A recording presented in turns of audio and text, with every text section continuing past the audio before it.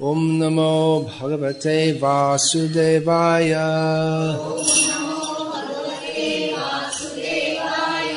Om Namo Bhagavate Vasudevaya. Om Namo Bhagavate Vasudevaya. Srimad Bhagavad-gita, as it is, translation and commentary by His Divine Grace A.C. Bhakti-Vedanta Swami Prabhupada, Chapter 18, Text 65. Manmana bhava madbhakto madhyaji mang namaskuru mame vaishyasi satyang te pratijane priyosi me. Translation. Lord Sri Krishna says to Arjuna, always think of me, become my devotee, worship me, and offer your homage unto me. Thus you will come to me without fail. I promise you this because you are my very dear friend. Purport. The most confidential part of knowledge is that one should become a pure devotee of Krishna and always think of him and act for him. One should not become an official meditator. Don't become an official meditator. Prabhupada said, don't become an official meditator. Life should be so molded that one will always have the chance to think of Krishna. One should always act in such a way that all his daily activities are in connection with Krishna. He should arrange his life in such a way that throughout the 24 hours he cannot but think of Krishna. And the Lord's promise is that anyone who is in such pure devotional service to the Lord, in full Krishna consciousness, at once he becomes free.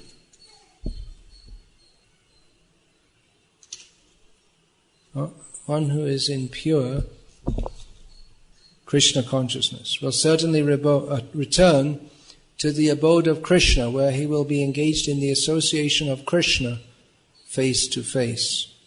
This most confidential part of knowledge is spoken to Arjuna because he is the dear friend of Krishna.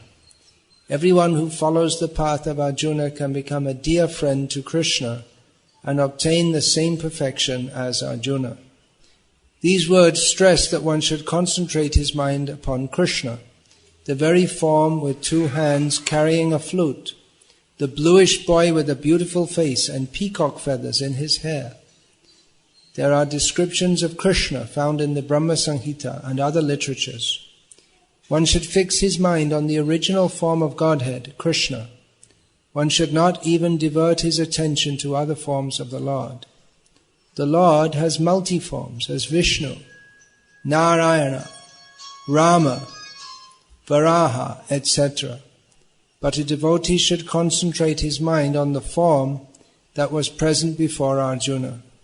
Concentration of the mind on the form of Krishna constitutes the most confidential part of knowledge, and this is disclosed to Arjuna because Arjuna is the most dear friend of Krishna's. Manmana bhava madbhakto madhyaji mang namaskuru mame vaishyasi satyang te pratijane priyosi me. Always think of me, become my devotee, worship me, and offer your homage unto me. Thus you will come to me without fail. I promise you this because you are my very dear friend. This well-known verse is borne out in the lives of pure devotees of Krishna. Srila Prabhupada wrote about Chaitanya Mahaprabhu that when he returned to Navadvip from Gaya, he was a fully God-intoxicated person. In India there have been many famous God-intoxicated persons who they cannot but think of Krishna day and night wherever they are. In this area is very famous Purandara Das, Kanak Das, throughout India. I mentioned Chaitanya Mahaprabhu, of course. He is Krishna himself, appearing as a devotee. But there were many in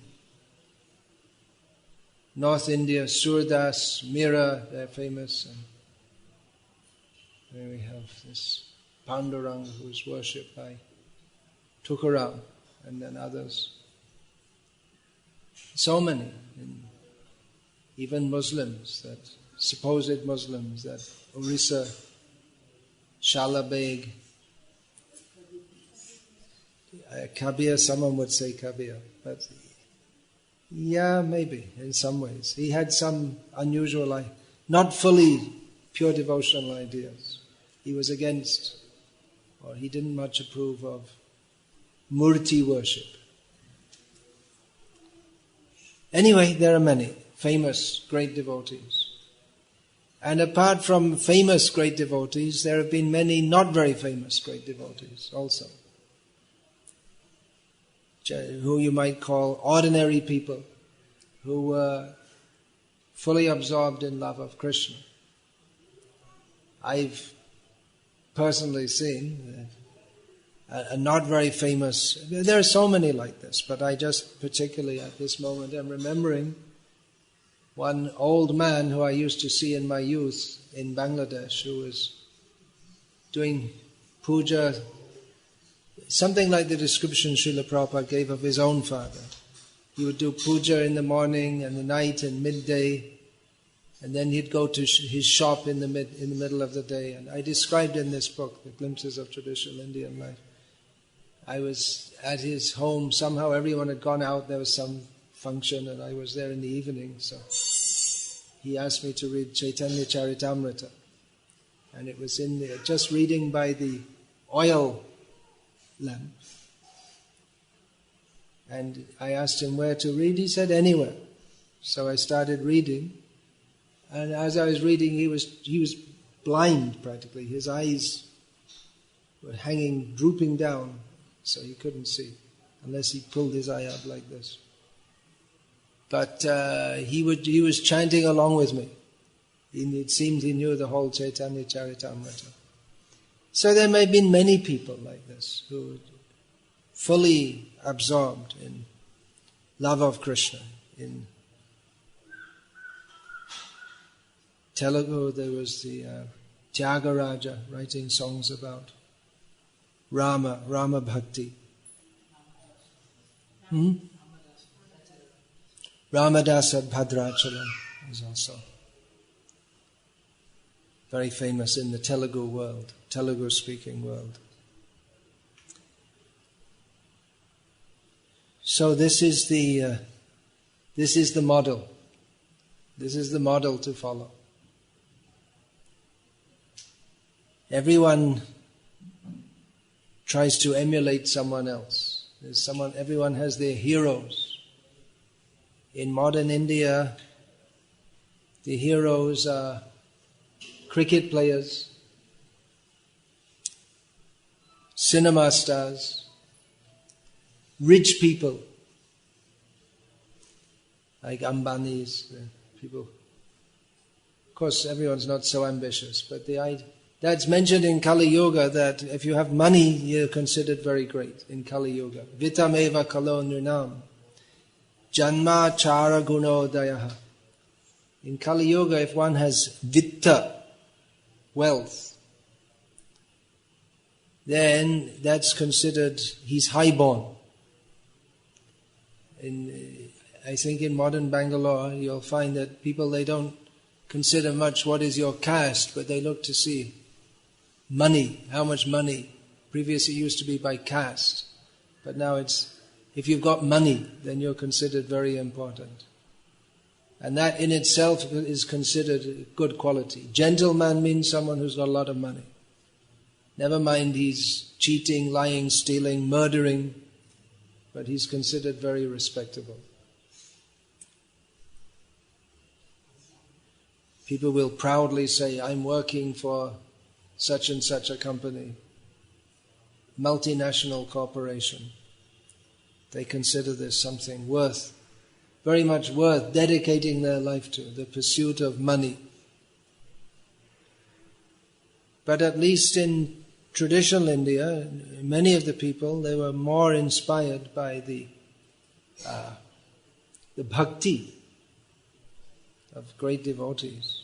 Even now, you'll find, I was saying, Tukaram, that in Maharashtra still, on the Ekadashi days, that so many people will make that Dindi pilgrimage to Pandharpur. They may not even know much about it, why, but just that inspiration is there, that understanding is there, that life is meant for bhakti to Krishna.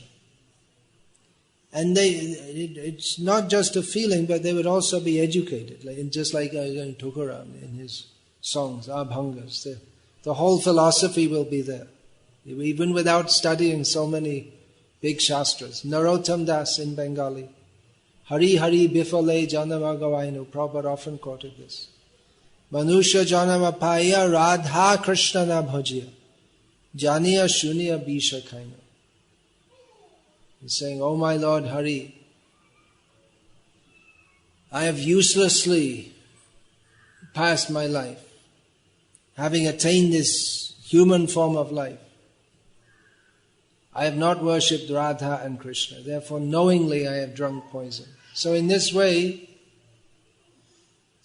even without studying so deeply, even without being educated in any sense, without being educated in ABC or K or whatever, people, they would have this highest education. Prabhupada, he said that several times.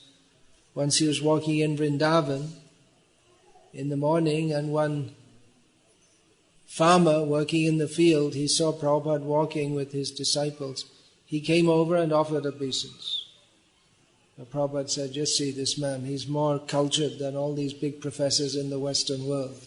They have such a big education, but they'll never bow down to a sadhu. Whereas this man, probably he can't read, or that time everyone was, most of the population of India, the thumbprint, or left, I think it was left hand, thumbprint.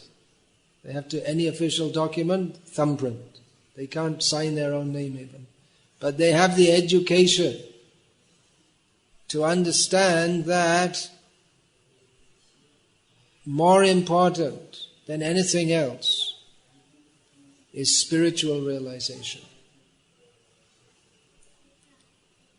There's one story of a Westerner who came to India, and he met one man in his shop. And in the shop, the man was doing the business, and in one corner at the back, his father was reading Ramayana. He's retired, but still his habit is to go to the shop, and sitting in the shop, he'd read Ramayana. And in one corner, the child is playing, young boy. So anyway, he left, and he came back many years later, maybe 30 years later. And he thought, let me visit that man in his shop again. He went to the shop, and he saw there was one man in the shop, old man in the corner reading Ramayana, and a young boy playing on the other corner. He said, what happened? I went away for 30 years. What happened? You didn't grow up? Or everything's the same. He said, no, you see, that old man, that was who you spoke to last time. The young boy was me, and this is my son. It's just going on like that, generation after generation. That's what they do. The young boy will play, the man will do his business, and in old age they'll recite Ramayana or Srimad Bhagavatam or whatever. And life went on. Not much anxiety. It was regular life. Now things are changing, of course.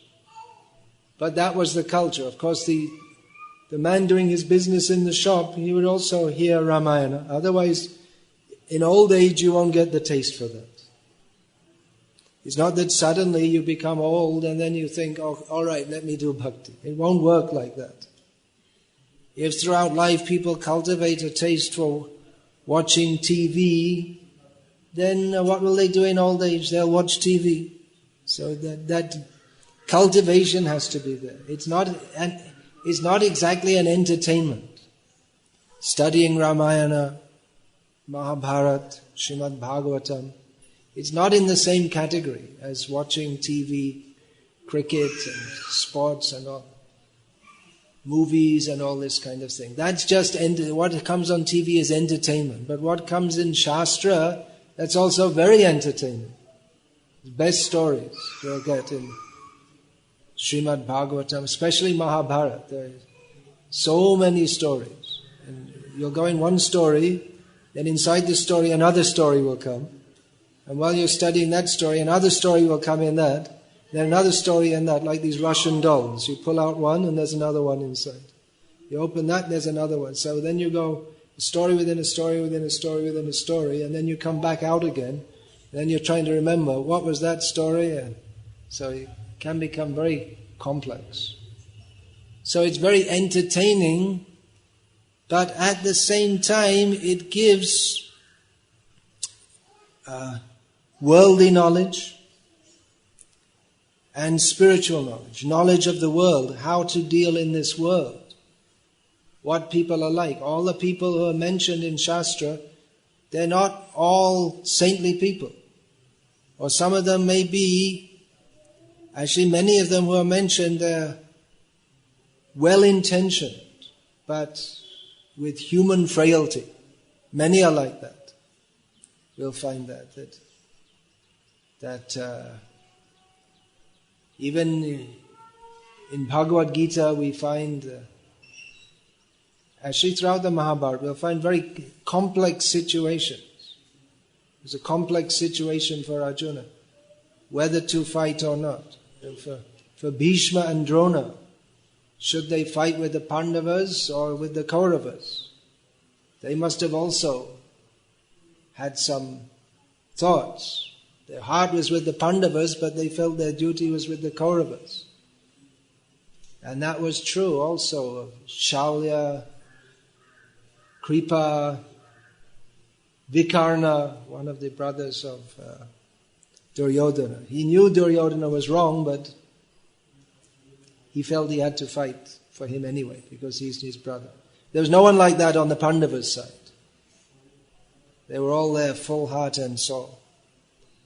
So it gives very practical information also about how to apply the principles of Shastra in day-to-day life, how to lead a good life in a bad world.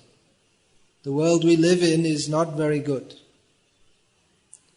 The tendency is to forget Krishna. The whole tendency of the material world is to forget Krishna. Ichha dvesha samurtena dvandva mohena bharata sarva bhutani sammoham sarge yanti parantapa.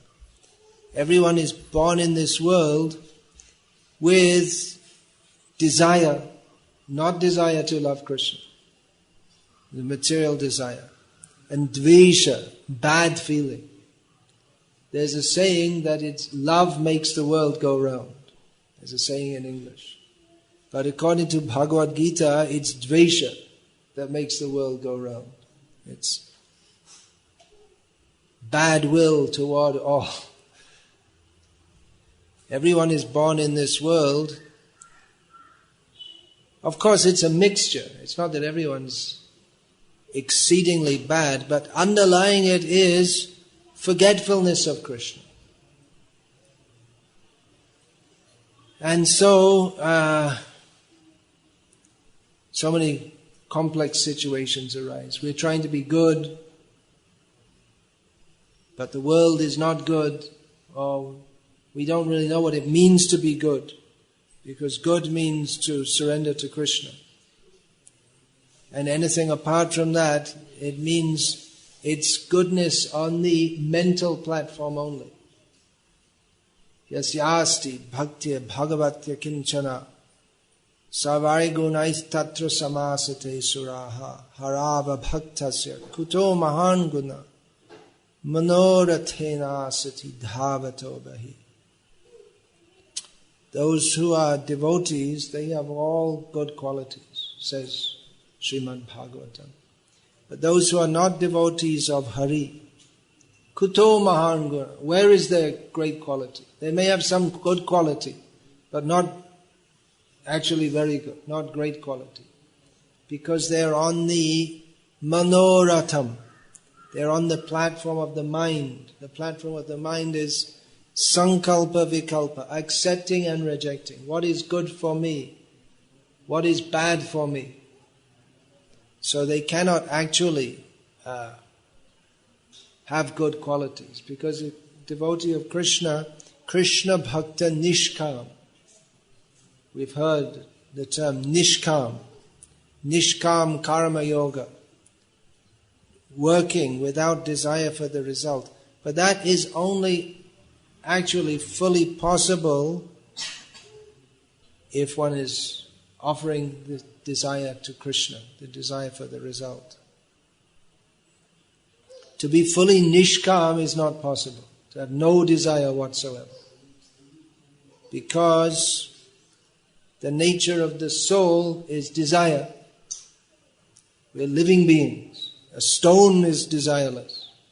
There must always be some desire. That's always there. But whether the desire is pure to serve Krishna, or whether it is contaminated to avoid serving Krishna, that is the difference between nishkam and sakam. Bhakti can also be sakam. That means we're worshipping Krishna by thinking, what will the benefit be for me? Some material benefit. Most people, their bhakti is like that. Who does bhakti, mostly it's like that. People often ask us, have you got shanti by doing bhakti?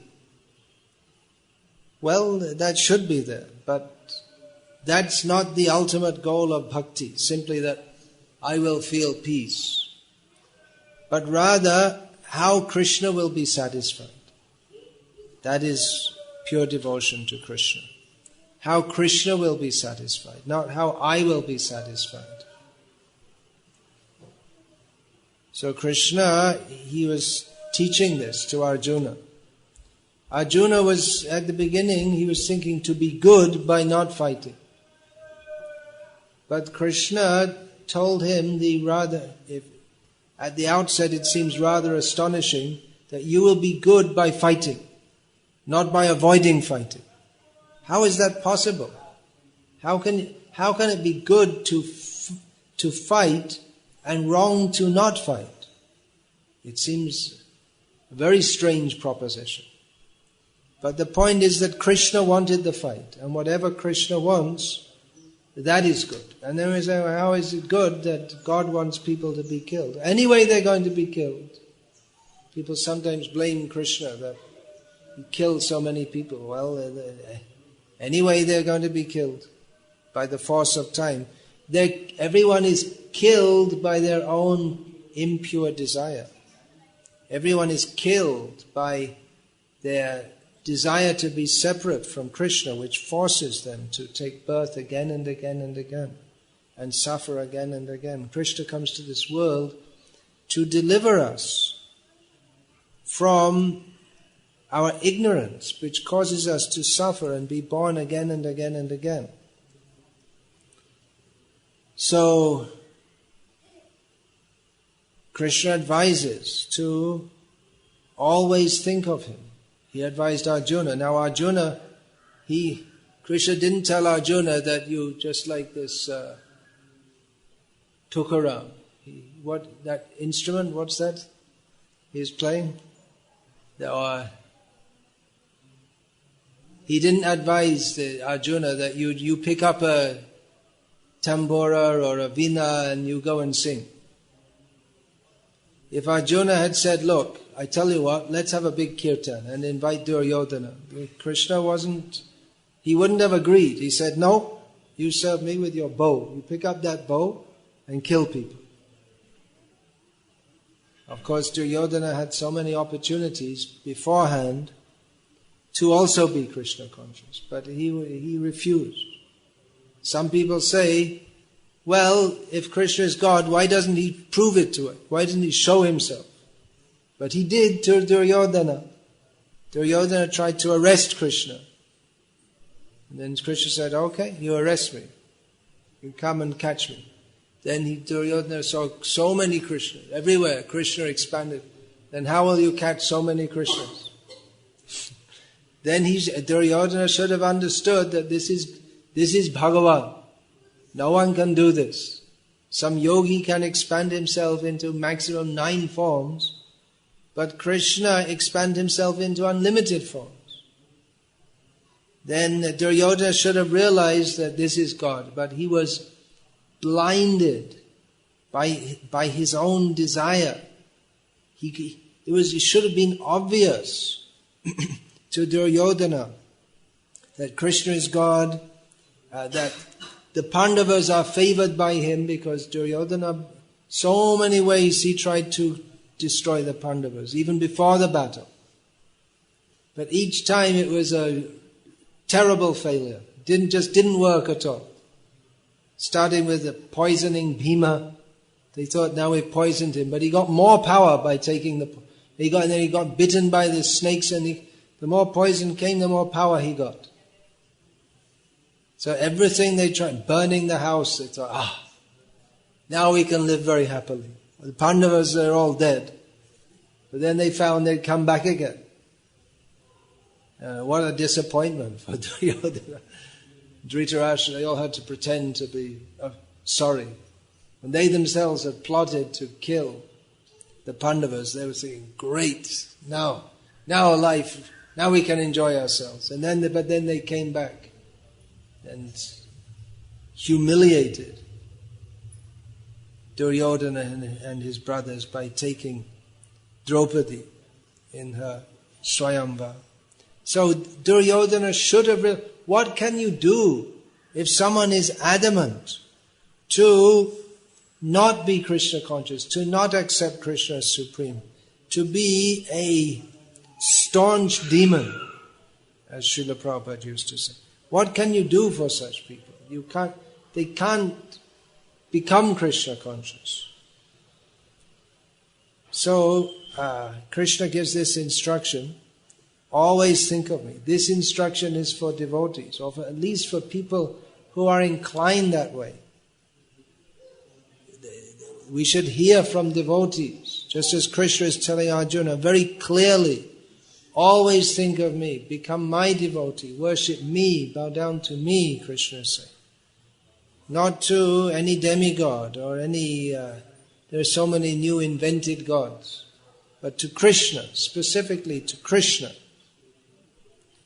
We should worship Krishna. So we have to hear that, because the current of the world is such that it's carrying us away from Krishna. To the most of the people assembled at Kurukshetra, this might have seemed like very strange advice. Most of them would not have given that advice. Some of them would. Bhishma would have given that advice.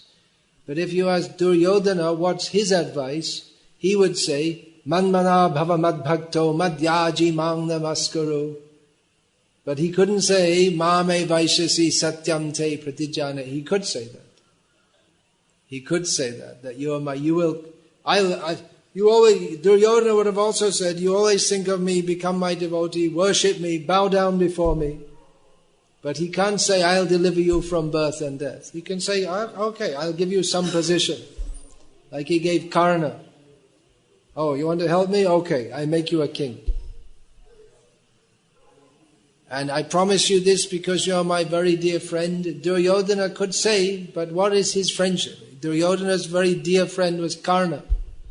But what was their friendship based on? It was based on mutual hatred of the Pandavas. That was the basis of the friendship. You often see in this world that friendship, what is called friendship or cooperation, is based on having a mutual enemy. That's Machiavellian politics, it's called in the Western world. That two countries, they may be against each other, but they come together as friends when they have one mutual enemy. Just like in the First World War and the Second World War. For centuries, England and France had been fighting each other. But to fight the Germans, they joined together. Like that. So that's not really friendship. That's friendship of convenience. But Krishna, the friendship he offers is not a friendship of convenience. He doesn't have anything to gain from us, nothing. Krishna's fully satisfied. He doesn't need anything from us. But he is very happy to accept the love of his devotees. Patrang pushpang phalang toyam yome bhaktya prayachati tadaham bhakti upahritam ashnami prayatatmanaha. Krishna's made so many nice flowers. What are they for? They're not meant just for our enjoyment. But Krishna likes flowers. We can offer flowers to Krishna. In this country, flowers, they grow throughout the year. They're meant for offering to Krishna. In some countries, like where I come from, you won't get, where this body was born, you won't get flowers throughout the year. And you won't get such a variety of flowers. And if you go further north of Sweden or something like this, then you won't get, you'll just find these pine trees. Whole of Sweden full of pine trees. That's all. So, these flowers, they're meant for offering to Krishna. Krishna likes that. Fruit, patra, leaves, flowers, fruit, water, simple things. We can offer to Krishna. Krishna becomes very pleased. But it's not just that he's demanding something from us. But he asks very nicely, would you like to offer me a leaf, a flower, fruit or water? Very simple thing. And by doing so, the devotee becomes pleased.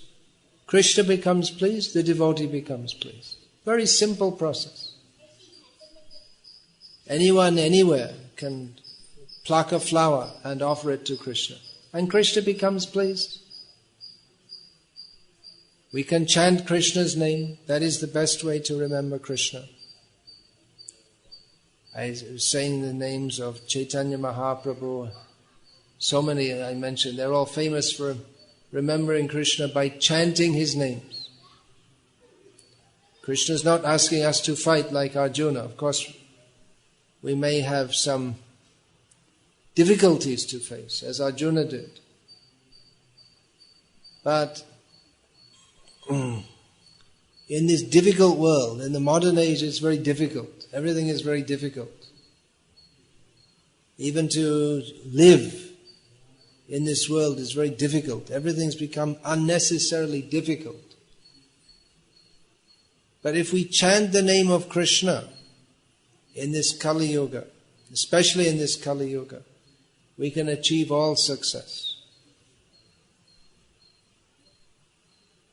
We can achieve what great yogis achieved by many years of austerity, simply by chanting the name of Krishna. It seems almost impossible. How is it possible? In Kali Yuga, where everyone has a very disturbed mind. That is the main symptom of Kali Yuga. There are so many symptoms mentioned in Shastra. That I was just saying that If you have money, you're considered a great person. So many symptoms are mentioned in Bhagavatam and in other Shastras also. That's mentioned that tatas chanudinam dharma satyam shocham kshamadaya kalena balina rajan nangshantyayu balang smritihi. There's one whole chapter of the Bhagavatam begins describing the symptoms of Kali Yuga. That day by day, with the passing of every day, dharma will decrease. Truth will decrease. Cleanliness will decrease. Tolerance will decrease. Mercy will decrease. By the mighty power of Kali Yuga. And what else? The lifespan will decrease. And memory will decrease. We practically see that, generation to generation. Dharma, I was saying that practically one generation or two generations ago, the old culture was going on. Now it's practically lost. What's normal in Bangalore now was unimaginable one generation ago. No one had ever heard, in Bangalore, no one had ever heard of a pub. There was no such thing. For instance, anyway, you all who's living here, they know better than I all these things. So day by day, these things are coming in. Truthfulness, cleanliness. Now in India, we see in North India, many people in the winter, they don't bathe. They just don't bathe. Too cold. They get up late, and maybe they brush their teeth, and that's it.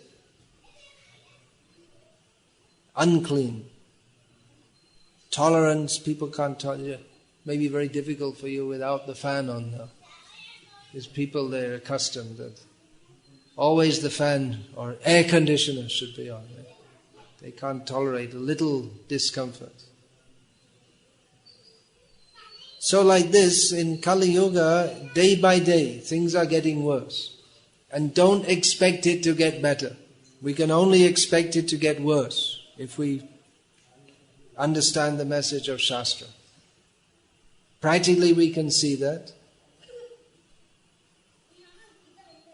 Even in the place I was raised in, near London in England, even there we used to hear the older generation saying, oh, things are so bad nowadays. But things now are much worse than then. And we're thinking it can't get worse than this, but it does. It just goes on and on, getting worse and worse and worse. In Salem, I met one young man from the west of Ireland, which in my youth I used to travel in. Very simple people in many ways. But now he told me that life is very hard. Even in the rural areas of the west of Ireland, people can't trust each other like this. Everyone's trying to get something. Drugs are everywhere, which is completely unimaginable in those days. They never even heard of a drug. Even for medicine, they hardly took medicine. Just like in the villages in India, people, they didn't used to take medicine. Now, even the poor farmer has to, he has to spend so much money on medicines and this and that. So the world is becoming bad. It's already bad. It's getting worse and worse and worse. We can only expect it to get worse. So this advice of Krishna is to always think of him. This is good for all places, all times, all circumstances, all people. But we have especially a very good impetus in the modern age. At least we should understand, if we have any intelligence left, that this world is not a good place to live in. If we have any little, in Kali Yuga, people's intelligence, the main symptom I was saying, of Kali Yuga. That is, prayanalayusha sabhya kalavasmin yuge janaha manda sumanda mateo manda bhagya hi upadruta. Prayanal payusha sabhya. The population, almost all of them, almost everyone in Kali Yuga has a short life, short lifespan. Then people are bad-natured, lazy,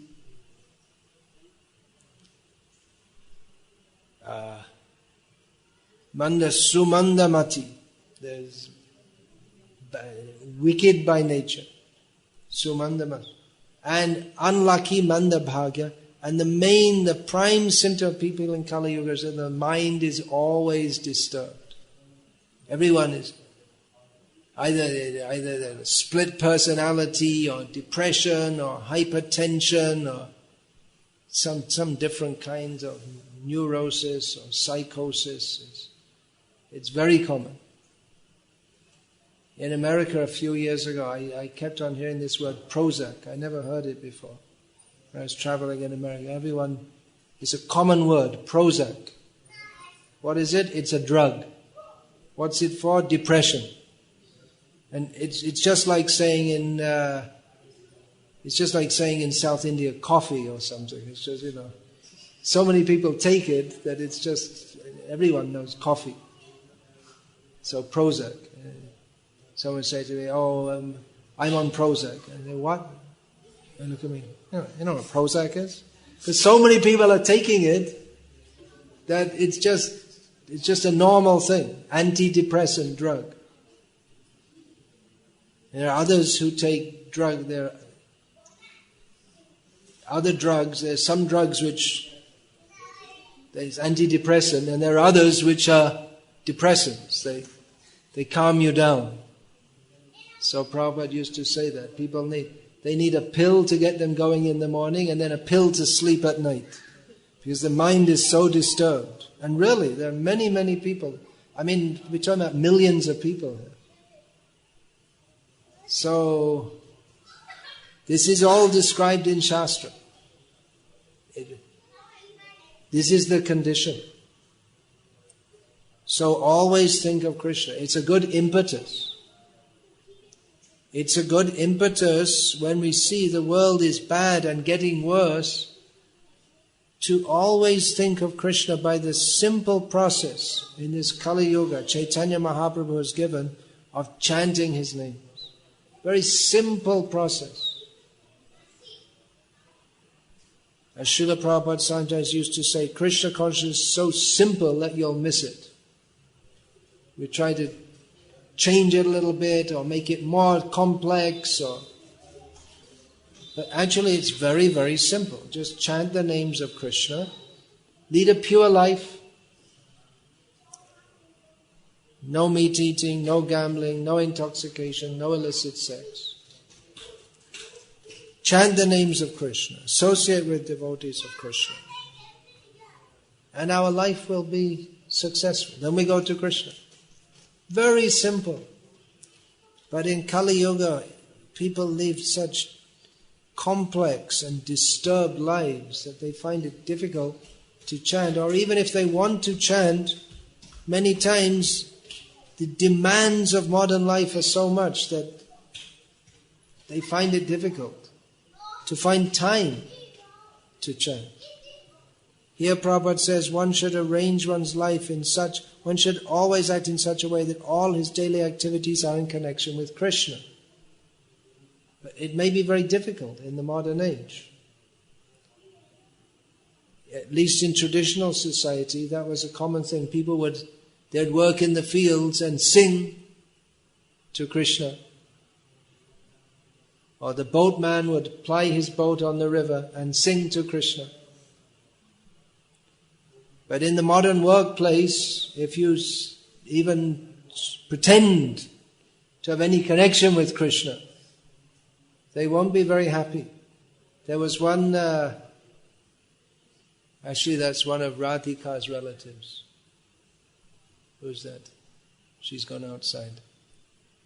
I saw him a few years ago in Sri Rangam. He was so nicely chanting the Divya Prabandham. Of course, I can't understand, but his chanting was very beautiful and with so much devotion for the Lord. And then next I heard of him, he was in Bangalore as a software engineer. Not that he wanted to be in particular, but the way the society is set up nowadays, he was born in the family where his family activity is serving Ranganathan. But the way the government's taken over the temples and then they don't give anything and you have to run your family and sisters have to be married and all this kind of thing. So then the next thing I heard, he was in America.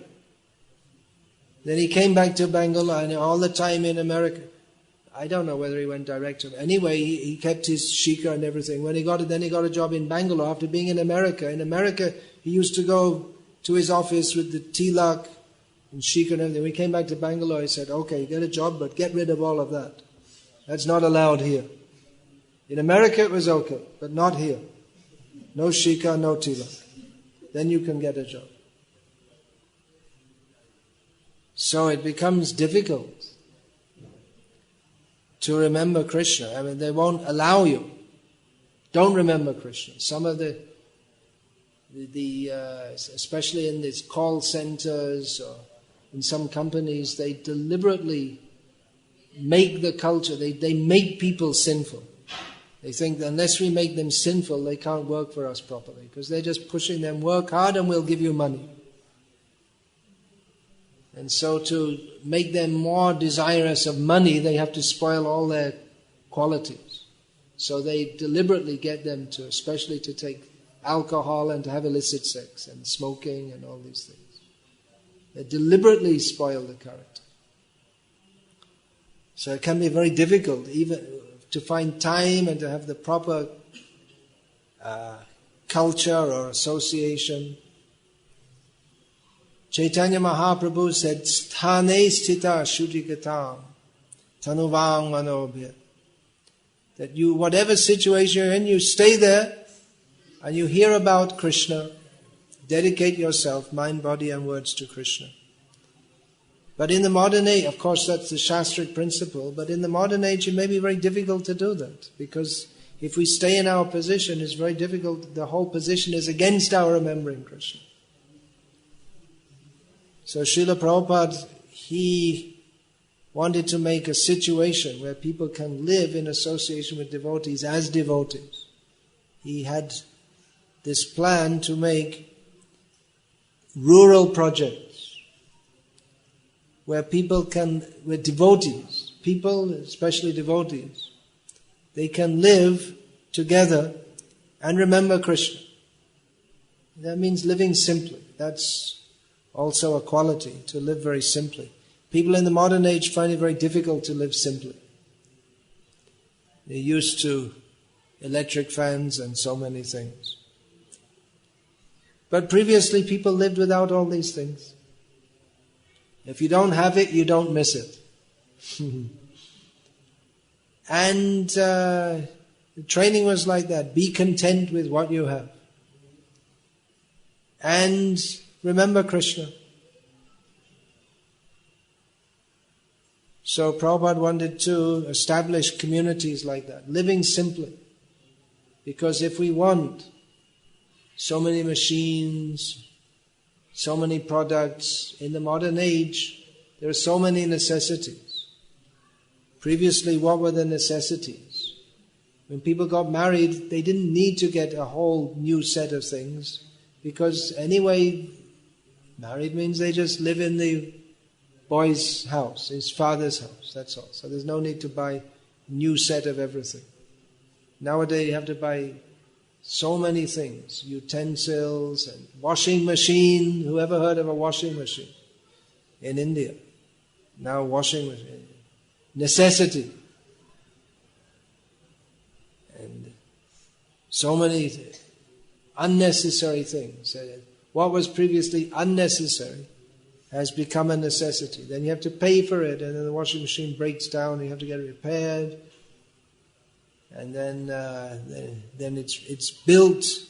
They say built to last, but actually it's built to break. They're deliberately designed, so you have to buy another one. And then you have to. You don't want to go change 3 buses to go 25 kilometers to work, so you take a loan and get a bike or a car. Then you have to work, and people are tied up with. Everyone's tied up with debts and unnecessary. So Prabhupada had this. It's all right, dude. That's child sounds. Normal for children. 1 second they're laughing, next second they're crying. Then they're laughing again. So Prabhupada had this scheme for making rural communities. Live simply. Produce what you need, nothing more. Don't make life complicated. And chant Hare Krishna together. That was Prabhupada's plan. And that's a normal thing to do. If you have nothing else to do, what will you do? As I've many times said, I saw that in the villages in Bangladesh. In the evening, that time there was no electricity. Most people had never seen any electrical item. Some of them might have a battery-operated radio. That's all. That was the new big fashion at the time. Then in the evening, what will you do? Then they chant Hare Krishna. That was the common thing to do. That's why you'll find, even now in Bengal, that culture is very strong. Kirtan culture. Bengal and Orissa especially. I mean, that's not the only reason, but of course there's the influence of Chaitanya Mahaprabhu in those areas. But that's natural pleasure, to chant the names of Krishna, to hear about Krishna. So, Srila Prabhupada wanted to revive that culture, where people can live simply and have the opportunity to 24 hours remember Krishna. Then life will be very happy if we're living with devotees. Devotees, and there's nothing to strive for. There's nothing to get all excited that we have to get up and rush off to work and develop my career. There's no such thing. There's no career. The thing to get excited about is kirtan, hearing about Krishna, dramas about Krishna. So this culture should be revived. Otherwise this city life is horrible. Even if you come from, as you're now getting your education, you wanted to be educated. So that Chanakya Pandit says that traveling is educational. You learn. So now you're getting some education. If you come the short distance from Salem to Bangalore, Salem's also quite a big town. I think it's about, what's the population? 4 lakhs, 5 lakhs, something like that. It's not a small town. It's only, now with the new highway, once you get outside the city, that's from the center of the city to the south of the city, to Hosur may take you 1 hour, 1.5 hours. But then after that, it's depending on how fast you want to risk your neck, it's maybe 2.5 hours drive. It used to be more like 5 hours.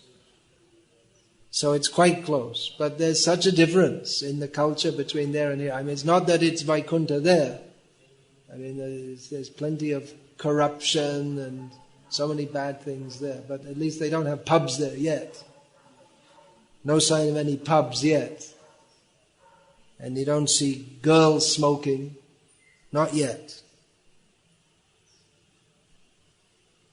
So these big cities, they're very horrible to live in.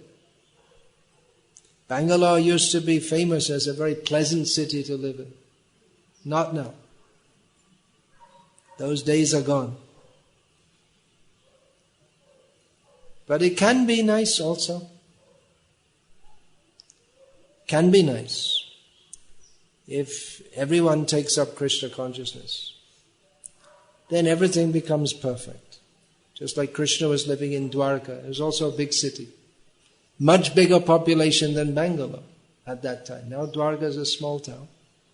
But at that time, if we see, according to the description of Bhagavatam, then with Krishna's dowry, what Maharaj Nagnajit gave to his daughter, Nagnajiti, the number of servants he gave to Krishna to go with her, that exceeded the present population of the whole world. So there are a lot of people in Dwarka. So how do they all fit in? Well, Krishna can fit them in. He can do anything he likes. So there's nothing wrong with cities if people live a Krishna conscious life. The modern age is simply greed and lust, kama, lobha, and in between is sandwiched krodha. These are the principles on which the modern cities work. So we can't expect that people will be happy in this way of life. So let us tell people what Krishna says. Manmana bhava madbhakto madhyaji mang namaskuru mame vaishasi satyantri pratijane priyosini grihe tako bane tako sada hari baler dako. Wherever we are, in the village or the forest or in the city, whether we're married or renounced, whatever, if we always think of Krishna, always chant his names, then we'll be happy in this life and prepare ourselves for going to Krishna. Hare Krishna. I spoke for almost 1 hour. So if anyone has any questions, they can put them. Simple points, nothing very complex.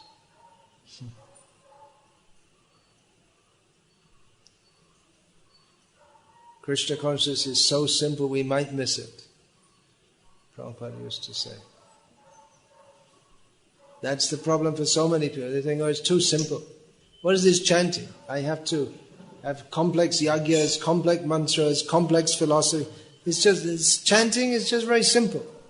I have more advanced things to do. There's nothing more advanced. After many lifetimes of doing so many advanced things, when we finally bahunam janmanamante jnanavan mang prapadyate vasudeva sarvamiti samahatma sudurlabha. After so many lifetimes of looking in so many complex ways at this and that and trying to figure everything out, when we finally realize Vasudeva Sarvamiti, Krishna is all in all, and surrender to him, then our life is perfect. But generally the jnanis don't do that because they're so caught up in their jnana. They're thinking, I'm going to work it out. I'm going to understand it. And after many, many lifetimes, someone might come to understand, actually I got it all wrong. Real jnana is to understand Krishna. So we don't have to take many lifetimes. We can take it immediately. But we may think, oh, it's so simple. Then we miss it. It's simple. That's right. That's right. It's simple. That's Krishna's mercy. Yeah, anything?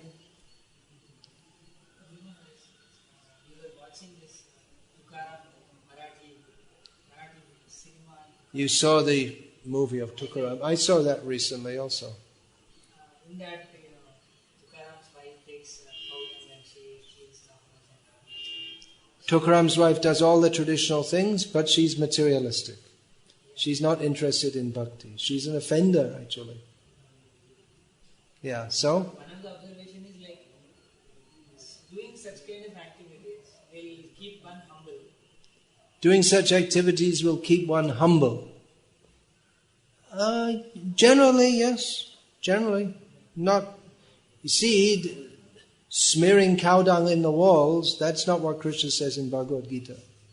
He doesn't say, always smear cow dung on the walls. He doesn't say that. He says, always think of me. So living a traditional life is not in and of itself the goal of life. But it helps to foster the consciousness by which one can more easily attain the goal of life.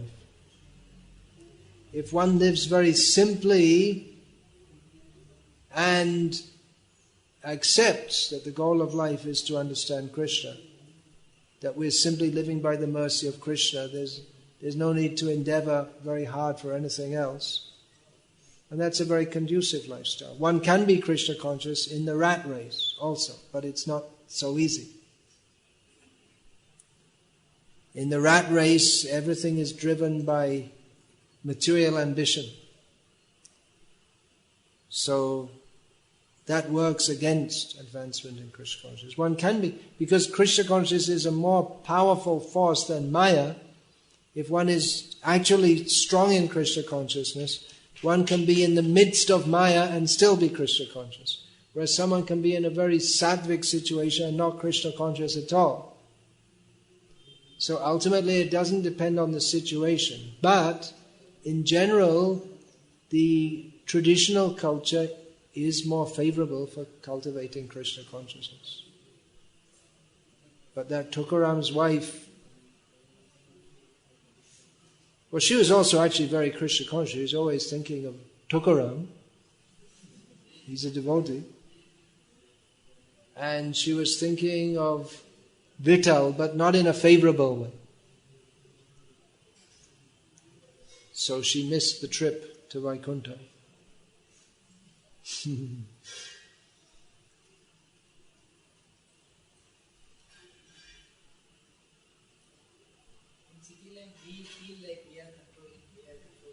That's a very good observation. In city life, we feel like we are controlling. In the village, we can see how we are dependent on God's nature. We see the forces of nature very strongly. The wind, the rain, we're dependent on the seasons for growing the crops. If the weather is not regular, then you can't even plow the fields, or if the soil is hard, if the rain doesn't come in time, then you can't plow. And if there's not enough sun in the summer, then the mangoes won't ripen. So we see how we're dependent on or they'll be sour, the mangoes. So we see how we're dependent on nature. But in the city life, if it's too hot, there's an air conditioner. If it's too cold, that's not very common in India, maybe more in Bangalore. Yeah, and in North India also. There's hot water, everything, flicker switch. Like that. Driving a car, you may think, I'm in control. On the highway especially, not in the traffic jam. There's frustration, simply frustration. I've got the car, I want to go, but all these rascals in front of me, they should get out of the way, but they don't get out of the way. It's extremely frustrating being stuck in a traffic jam, isn't it? Everyone knows that experience. You want to go somewhere, but you just can't. Stuck. Your plans are frustrated.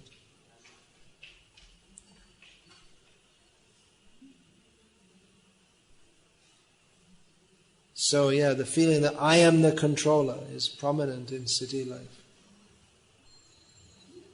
Ishvaro ham, I am the controller.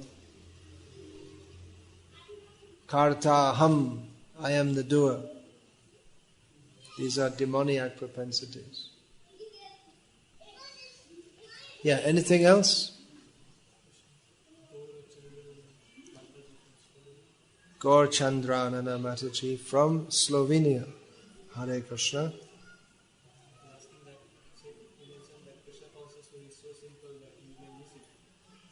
I mentioned that Krishna consciousness, actually it's a saying of Prabhupada's, Krishna consciousness is so simple that you might miss it. This was commonly quoted by Tribhuvanath Prabhu, who was a very simple devotee who passed on. Simple in the sense that he just stuck to the essence, chanting and preaching, and he preached very simply but very effectively.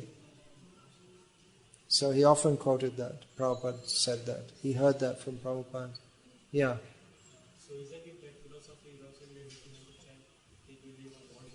Sorry? So Krishna consciousness is so simple, so isn't it that philosophy is also related? Isn't not philosophy also needed? Chant and take believe on body. So, yeah, the philosophy is needed to convince us to go on chanting. Recently I quoted that Prabhupada said that philosophy is for fools. Those who are fully Krishna conscious, they just chant Hare Krishna. But some of the people that are chanting Hare Krishna, they may be verbally chanting, but their attitude is actually not very pure. They may be chanting, but they have some wrong idea about Krishna. So philosophy is required, first of all, to understand that we should dedicate our life to Krishna. And philosophy is also required to understand how to serve Krishna. Sambandha. What is our relationship with Krishna and with the world and with everything else? Abhideya. Having understood that our relationship is with Krishna, we are servants of Krishna, then practically how to serve Him. That we also have to understand. And prayojan. What is the ultimate goal? So all of this we have to learn. Philosophy is for fools, and guess what? We're all fools. We all need philosophy. Once someone in a lecture, public lecture, they said, why do you need all this philosophy? And Prabhupada said, what do you expect me to speak? Fairy tales? Philosophy is required.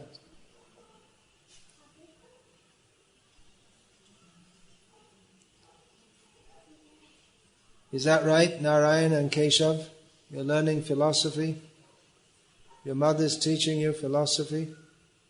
We have another Narayana, this Gokchandranana's son, in Slovenia. He's also called Narayana. Narayana Parovyaktat. That's the first words of Shankaracharya's commentary on Bhagavad-gita. Narayana is beyond the... Oh, is this what you've been doing here? This is from Narayana. There's a message to me. Hare Krishna, Krishna Krishna, Hare Hare. Hare Rama, Rama Rama, Hare Hare. Your servant Narayana. And here's a message from Keshav. In between fighting with each other, they sometimes write Hare Krishna, Krishna Krishna, Hare Hare. Hare Rama, Rama Rama, Hare Hare. Your servant Keshava. Their handwriting looks very similar. Who is that written by? They wrote it themselves? Really? You taught them to have identical handwriting.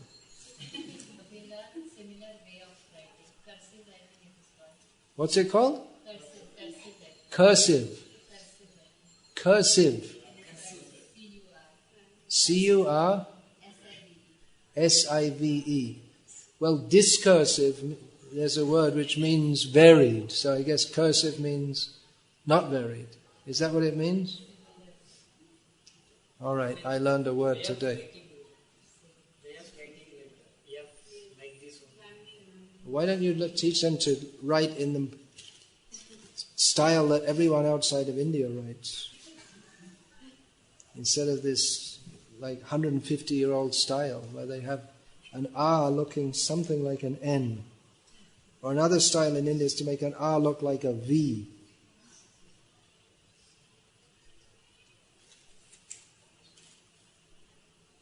Now in India they're promoting international schools. So you could learn to write English in the same way as is done over. Maybe I'm out of date too. Maybe they write it differently now. I don't know if anyone knows how to write. They probably just do it all by typing nowadays. That's all. Nowadays people don't write much. No one knows how to add, subtract, multiply or divide. No one knows how to work out square roots. For that matter, I don't either. I forgot.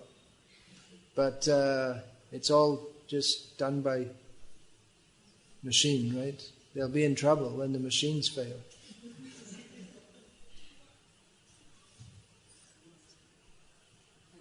So what was the question from Gaur Chandranana? Philosophy is required. Okay, all right. Regulated principles that we have to follow. Yeah. These are compared to bitter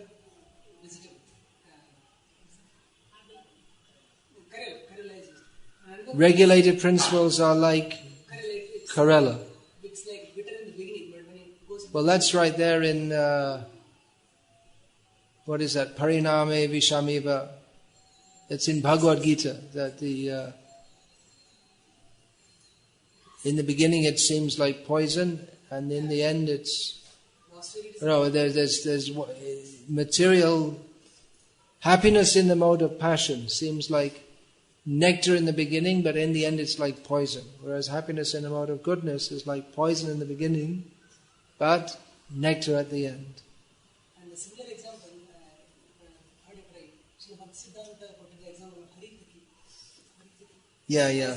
But I heard that Haritaki is not a very palatable dish or very... Haritaki, what's that called in... It's a kind of herb. I'm sure you must know the name for it in Canada. It's very common. It's one of the ingredients of Triphala Churna. Haritaki is the Bengali name. In Oriya also Haritaki. Harida. It's like sour, very sour. I don't know. If you tell me the name in Canada, I also won't know it.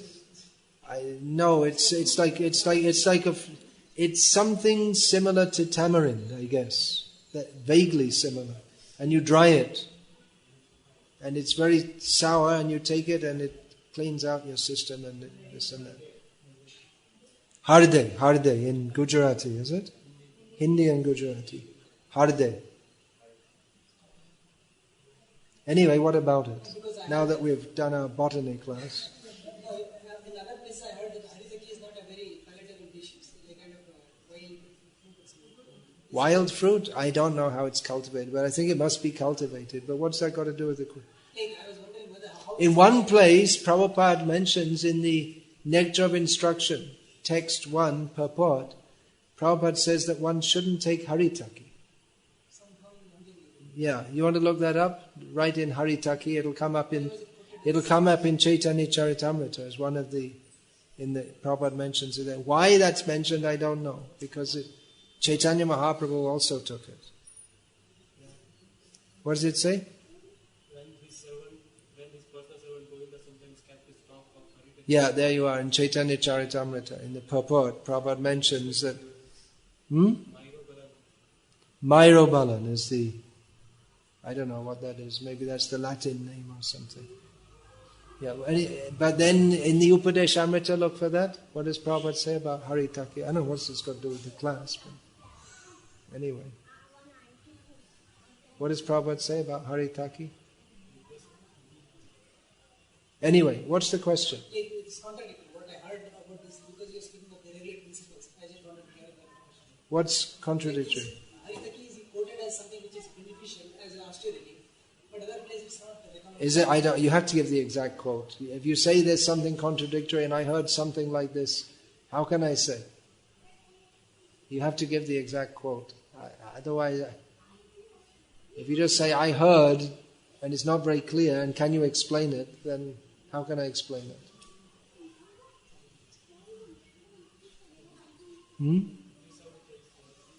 What does it say in Upadeshamrita? The use of pan, The use of pan, haritaki, betel nuts, betel nuts, spices used in pan making, various spices used in pan making, tobacco, LSD, marijuana, something like that. It's pronounced marijuana. The J in Spanish is pronounced as an H, marijuana. Opium, liquor, coffee, and tea is indulged into fulfilling illicit demand. So Prabhupada doesn't actually ban haritaki there. I wonder why it's in the list. I don't know. It's not the most important question, but someone could look it up. It's probably translated from Bhaktisiddhanta's purport.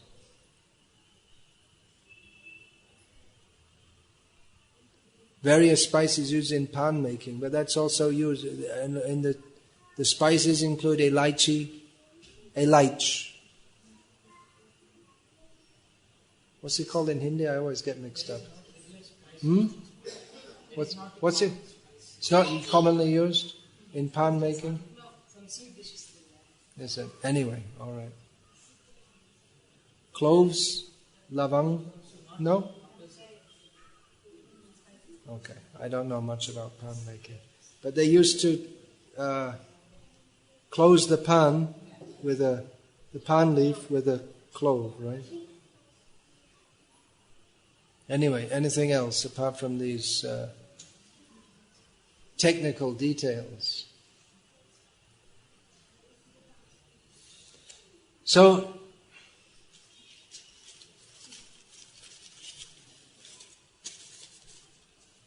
should we chant?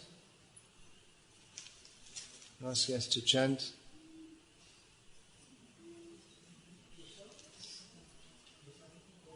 Can you sing Hare Krishna?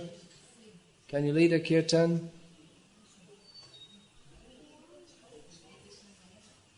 Can sing Keshava Dhrita, Narahari Rupa? At home? He's singing, must be singing. So sing, please sing Hare Krishna. All right, we'll sing that. Namaste Narasimhaya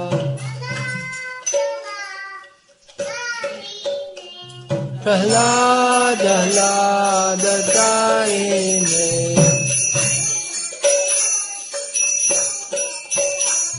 Hiranyakashipo Rakshaha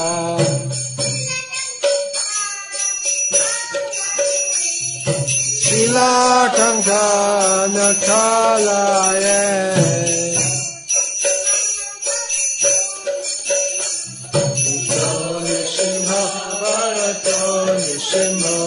So we have a new generation of Vaishnavas coming up.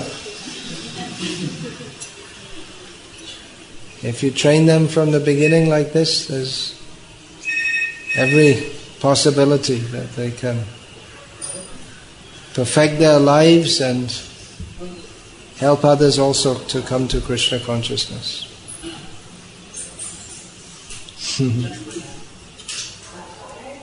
Prabhupada's father got him trained in playing mridanga and harmonium. So you can do like train them in Bhagavad-gita, Srimad Bhagavatam, all these things. And they will fight. The boys will fight. That's normal. Young boys.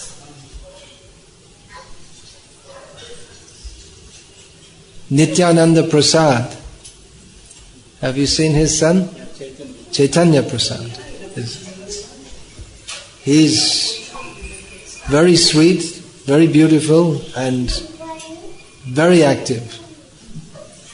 More than Narayan and Keshav put together.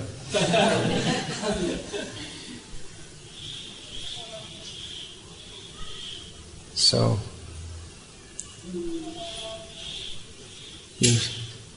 you have both hands full, but you need 4 hands. In the past, that was there. There were not 4 hands, 40 hands. So many mothers would be there in the home.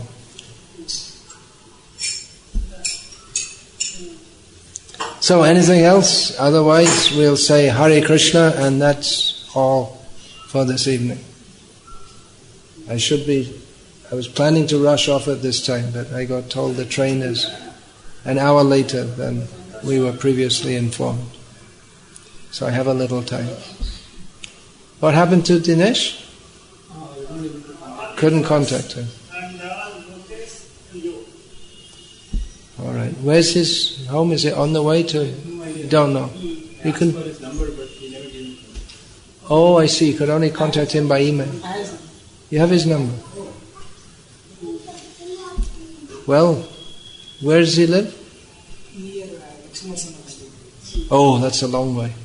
Well, tell him to come. I'm coming. Well, on the 20th, I'm supposed to be lecturing at Lakshmi Nrsimha Temple in the afternoon. It's not. Is it Paka? It's proposed. Probably. So he could come there. So, Hare Krishna, thank you very much. All glories to Srila Prabhupada.